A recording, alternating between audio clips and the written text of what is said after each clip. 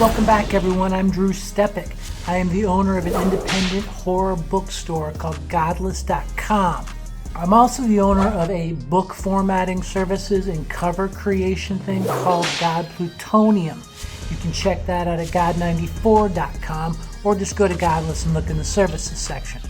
The biggest complaint I always get about books on Godless, since it's a DIY platform where authors and publishers create their own files, is that the books are formatted wrong and people get this jumbled nonsense that they can't even read.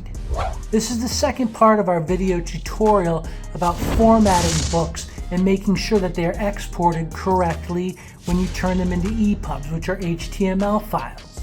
This is going to be all about exporting, and it's really important that you pay attention to all the details. You can go buy this full class at godless.com or god94.com and you'll get the source files in there. So you'll never, ever have to pay anyone for a correctly formatted book ever again. Enjoy the show.